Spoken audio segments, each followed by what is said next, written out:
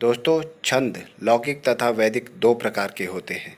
वैदिक छंद की बात करें तो चारों वैदिक संहिताओं, ब्राह्मण ग्रंथों, आरण्यक ग्रंथों तथा उपनिषद ग्रंथों और वेदांगों में प्रयुक्त होने वाले छंद वैदिक छंद कहलाते हैं।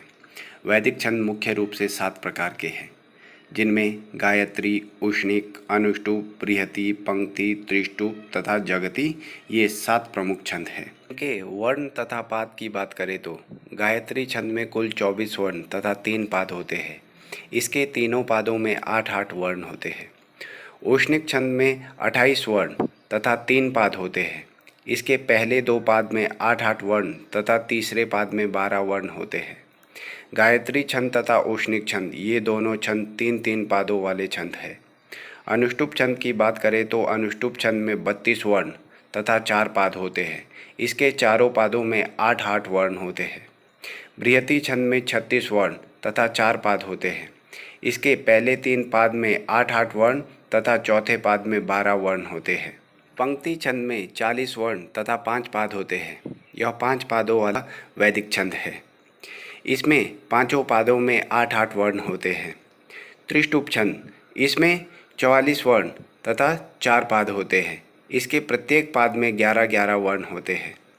जगति छंद, इसमें 48 वर्ण तथा 4 पाद होते हैं। इसके प्रत्येक पाद में 12-12 वर्ण होते हैं।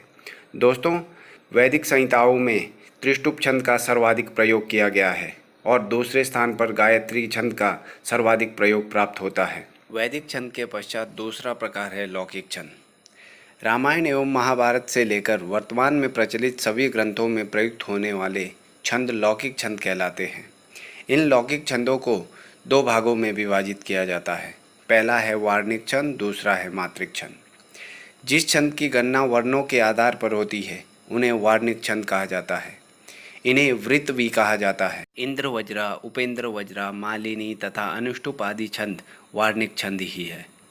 मात्रिक छंद की बात करें तो जिस छंद की गणना मात्राओं के आधार पर होती है उसे मात्रिक छंद कहा जाता है। इसे ही जाति भी कहा जाता है। इन वार्णिक तथा मात्रिक छंदों को पुनः समृत, अर्धसमृत तथा विषमृत इन 3 भागों में बांटा जाता है। जिस छंद के चारों चरण एक समान होते हैं, अर्थात जिसके चारों पादों या चरणों में एक समान लक्षण पाए जाते हैं, उसे समृत कहा जाता है। तथा जिस छंद में 2-2 पाद में भिन्न भिन्न लक्षण हो, अर्थात जिसके 2 पाद में एक छंद के लक्षण तथा 2 पाद में दूसरे छंद के लक्षण हो, वह अर्धसमृत कहलाता है।